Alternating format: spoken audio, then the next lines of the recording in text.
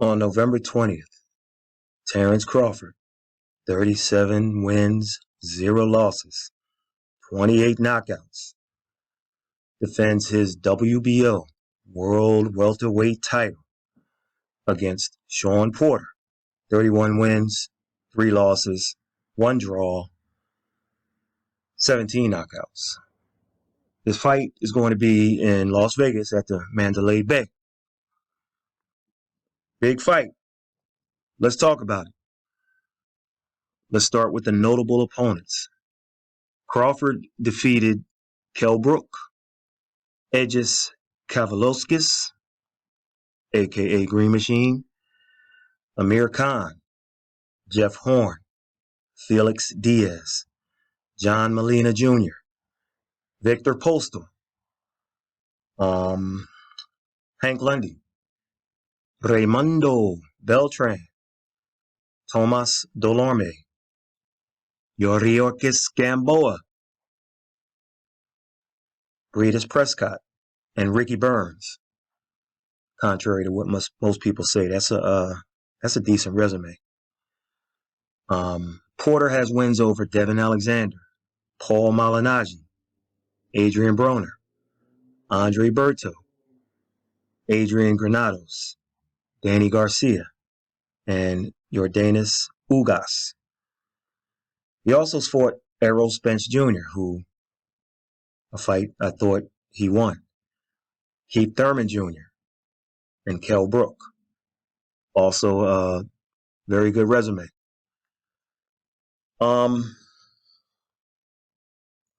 Let's talk about the strengths of each fighter. First, the champion. Let's talk about the champion. The champion, Crawford, he's like a football team who falls behind and goes into the locker room to make halftime adjustments. Then he comes out like a new team in the second half. So he uses the first part of the fight to collect as many statistics as possible for data analysis.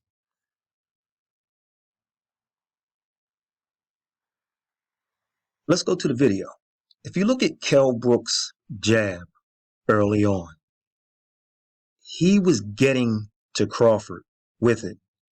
Okay? So let's roll some tape. All right. And so here's an example of how Kell Brook's jab was dominant early on. Shout out to my man Faraz when I say this. Roll tape. So there's a good jab right there. And he jabbed his way. And there's another one. Crawford's trying to figure out another one. Crawford's trying to figure it out. He's gonna throw a 1-2 coming up soon. He's gonna jab to the body.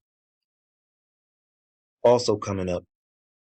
And then he's gonna land another strong one before the bell rings in this final minute and 18 of the round. There's another one. Terence can't figure it out. There's another one. Boom, boom, doubled it up. Terence doesn't know what's going on. He takes a step back and says, all right, let me figure this out. Oh, right to the bread basket. That takes the wind out of you.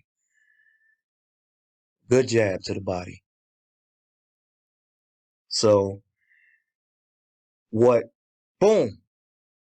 Boom, boom. Nice 1-2 right there. And what it does is he's actually playing Terence Crawford's game here. He's kind of just playing chess, trying to figure that. Boom, look at that jab. Terence, another one. Crawford throws one of his own. But he's playing the game of chess with Crawford, who's used to being a chess player. And he was winning. Nice, another jab, another one.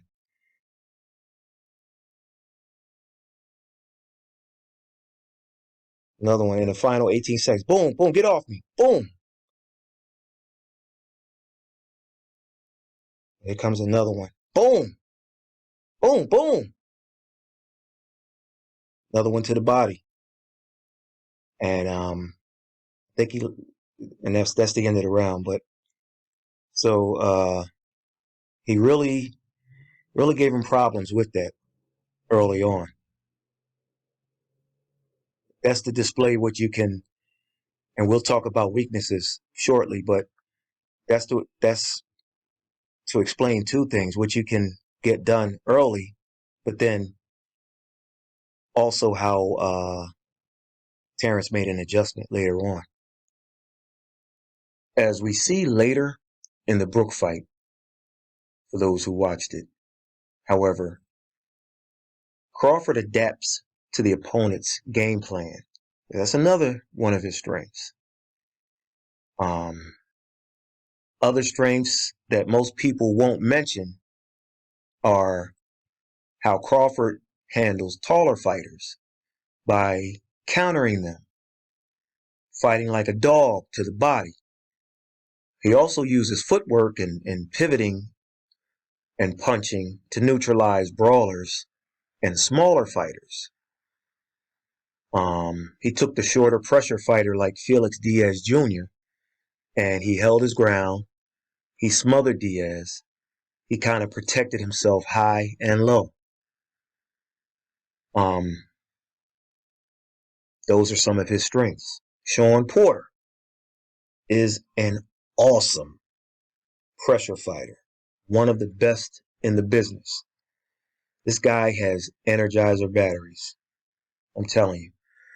Shawn also throws combinations, which you don't see. It's almost like you stopped seeing that in the 90s, except for maybe a few fighters between 2000 and now. But he throws them. He throws combinations nonstop. We just don't see that combination punching anymore. Porter's also very strong and athletic. I don't see Terence. I don't think he'll be able to muscle Shawn on the inside as he's done some other people. When Porter comes in, if you watch closely, he uses angles and head movement. I'll give you a sample of his head movement here in this video. Check it out.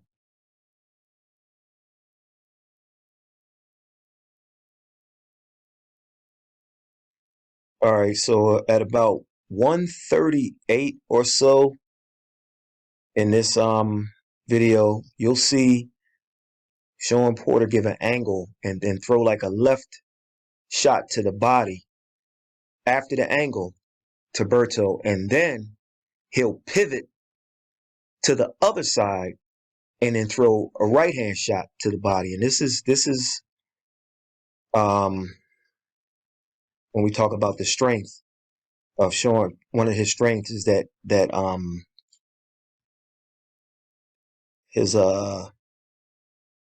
his angles. So roll tape. Shout out to Faraz with that roll tape. All right, so at about 132 or so, 135, something like that, when Berto's against the ropes, all right, watch him angle. See that body shot, and then he pivots and throw a hook to the body, a left hook, and then a right. Let me see if I can rewind that a little bit. So 132, here it is again. So it was 138 or whatever it was. So watch it again. I missed it. Let me just roll it from there. So you're gonna see an angle, and he's gonna throw a left hook to the body, right? Boom, and then he pivots, left hook, right, and so that's an example of it. He can also, but to get in to throw those shots, he moves his head and he throws angles. Let's see if he ate one there. That was a good shot by Berto. All right, let's see if he comes in and goes up. Nope, that was the bell. But you get the idea what I'm saying. Another strength of Shawn Porter is He's very strong as any welterweight out there. I don't think Terence will be able to muscle Shawn on the inside. Shawn doesn't need to warm up, as he usually gets off to great starts in most fights. Shawn stays busy the entire fight and is great at controlling the tempo of fights and putting opponents' backs against the ropes. Shawn Porter's best aspect is the physical part of the game. All right, so those are some strengths of both guys. Let's move on to weaknesses. Terence Crawford is a notoriously slow starter. For example, Green Machine outboxed, or I shouldn't say outboxed, he outlanded Bud throughout the first 4 rounds and arguably dropped him once or twice. So through 4 rounds, he landed more punches on Terence Crawford than Crawford landed on him, according to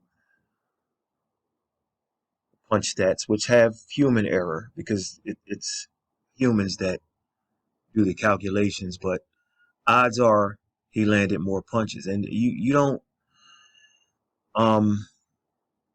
say that a lot about Terence Crawford. So Shawn being a fast starter, that may figure into his plans. Sometimes he'll give away the first round, maybe 2, but after 4, that says something. So while it's good to collect data, so to speak, he's also in there getting hit early, as evidenced by his fights with Green Machine and Kell Brook.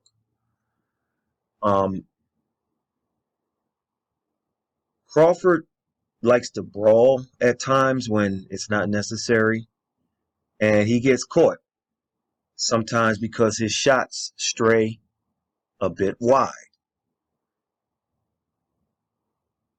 He abandons his technique because he just wants to fight sometimes.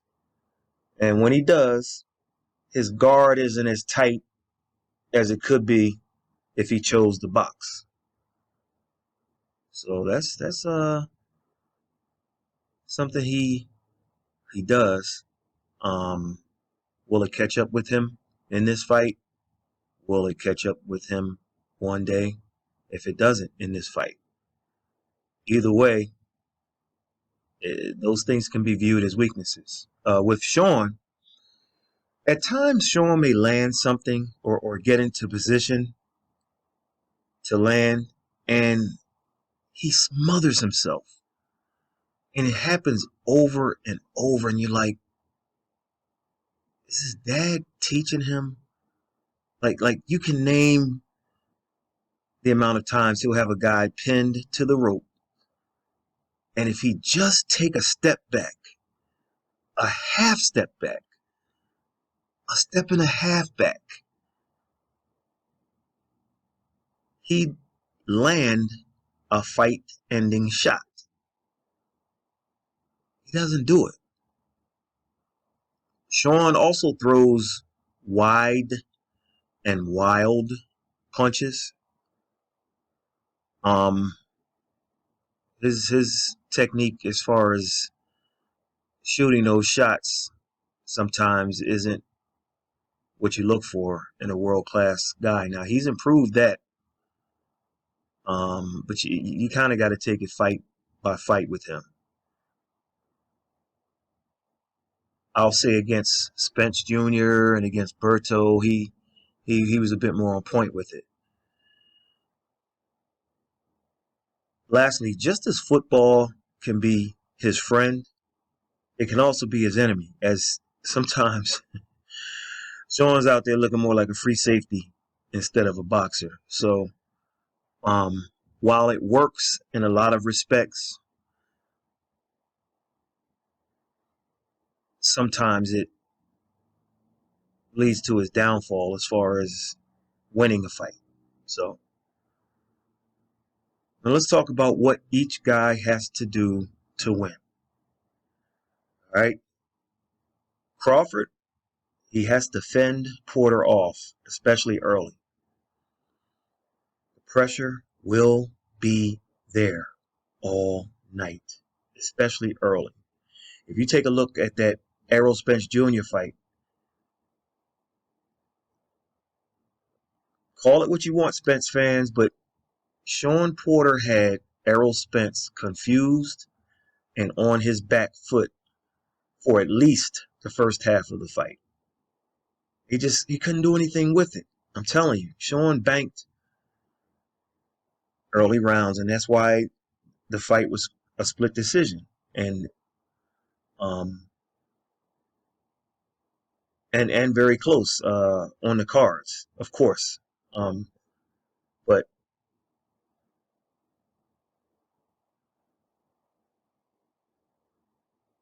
so he's coming with it. And so I think Crawford has to weather the storm early and try to stay inside or at a distance, but not in the mid-range wheelhouse of Porter. Okay? Crawford's jab has to be on the money in this one. It will be his best friend, like a tight end to a quarterback, a young quarterback especially. I think the timing of the uppercut could be a deciding factor for him. Missing with it is okay, but don't miss bad or you'll be on the canvas. Keep it in your game plan because I think it can score. Not necessarily from way inside like Spence Jr. did on Porter when he knocked him down. Not necessarily. Um, from the right range at the right time and from either hand, I think the uppercut will be available if he throws it right. Whether it's short or whether it's from a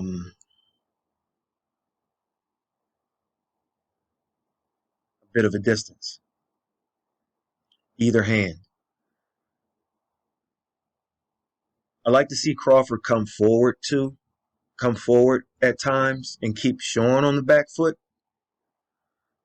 I think he may do well if he lets Shawn take the lead for a good portion of the fight. Unlike Spence, I think Porter coming forward might actually play into Crawford's plans once the fight slows down in Crawford's head. So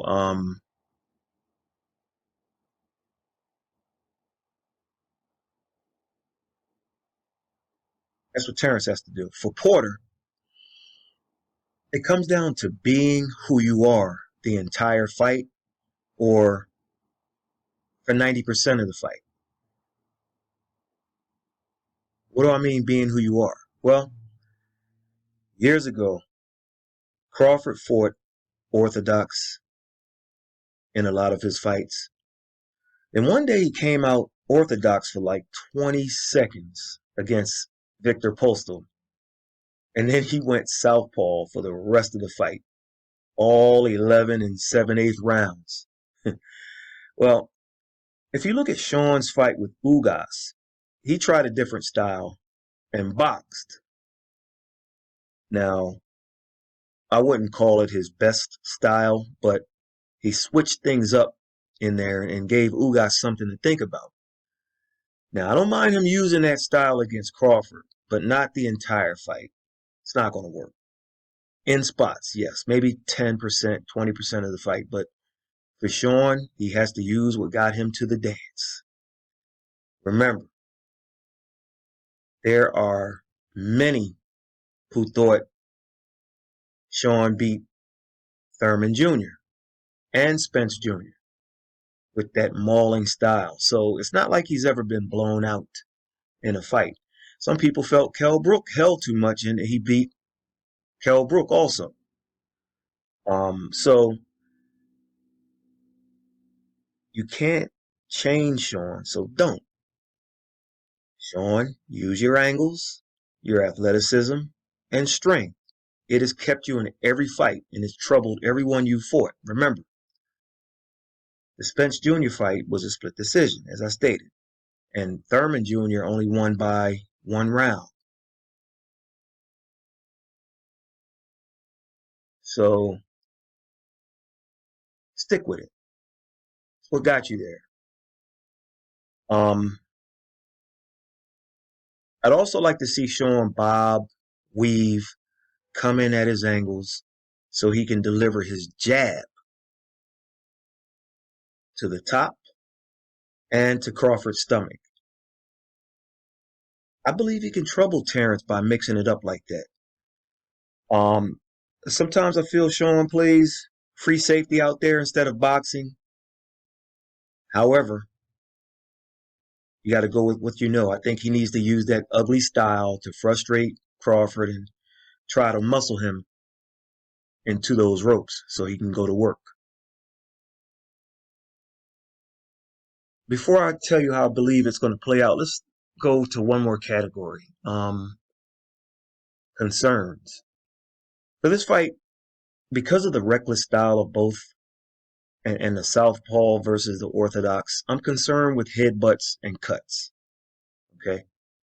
Shawn, I'm also concerned Shawn will have been off for 1 year and about 3 months on the night of this fight. For Crawford, it'll be a little bit over a year. Will inactivity be a factor? Terence is getting up there. He's like 34, 35. I believe Porter's like 33, I believe. So Terence, he seems to be aging a bit more. And it looks like the earliest he'd get a big fight with Spence Jr., should he win this fight, is age 35 and a half to 36. The earliest. So that's a bit concerning. Maybe less so in this fight as far as him aging. But the I don't like excuses by boxers when it comes to fights, but I understand them sometimes. And you wanted that Crawford Spence 2 years ago, maybe. Now you're talking car accidents and eye damage and age, and it's just we don't get some of the things sometimes. And this is all pending a Crawford win and pending a deal with Spence Jr. We just don't get what we want when both guys are at their best. So I'll just leave it at that. Hopefully there won't be a clash of heads that causes a cut or premature stoppage or whatever the case is.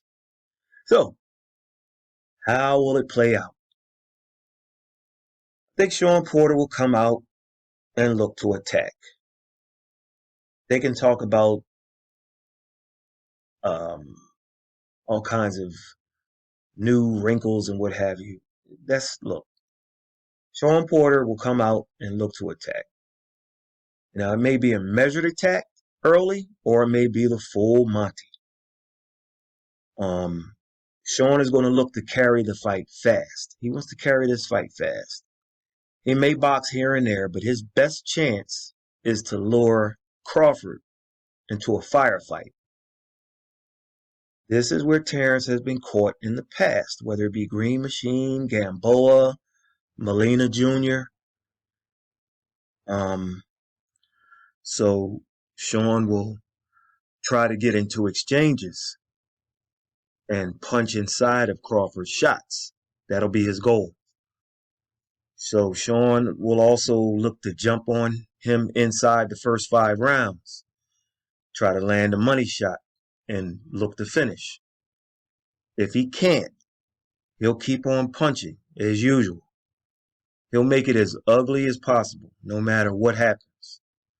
My only question about Shawn is, will he mix 10 to 20% boxing in there to try to set up some of his stuff? Um, the key is pressure. And as I talk about this, Shawn and his father are probably working on stamina and doing lots of road work and sparring more rounds than usual to get him into the best shape of his life.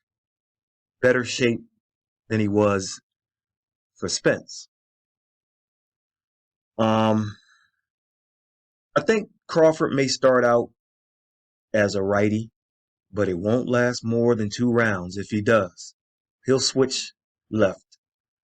And I think Crawford's jab is going to be trouble in this fight. It may be early. It might not take effect until the middle rounds. The thing about Crawford is he's going to give you many opportunities to hit him. And that's what makes this exciting. That's what makes all of his fights exciting. You're going to get some shots in. So something tells me in this fight, Terence will oblige when Shawn tries to make it a fight. I think Terence is going to fight him back. And if that happens, I think Crawford is going to get buzzed and maybe dropped. Shawn will go in for the kill and he'll punch himself out trying to get to Terence as the bell ends the round. The crowd at this point will be going bananas, as well as Twitter. And then it happens. The fight begins to slow down for Crawford, even as Porter keeps up the torrid pace with his pressure. Crawford begins to take steps back and land counters, and then leads, and then jabs. Power jabs that kind of redirect Porter as he comes in. Finally, there will be a moment that Terence has been waiting for all night. It won't be easy to get to this moment because Shawn just doesn't stop coming. But somewhere in that ring, somewhere in this fight, Terence Crawford is going to land a shot. It won't be a one-punch knockout, but it will set the table for more big blows and a TKO by referee or corner stoppage. There will be blood. Maybe a doctor stops it on cuts. However way it happens, I think Crawford is going to send a message to all the naysayers and shut them up.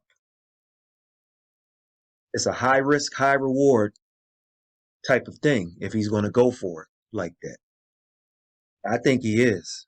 And when he does, he'll claim to be pound for pound king afterwards.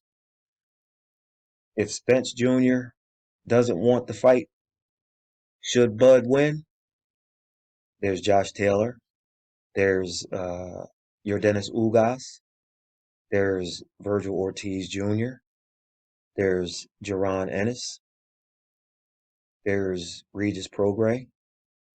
And if he's open to take a big risk, there's a Jermell Charlo.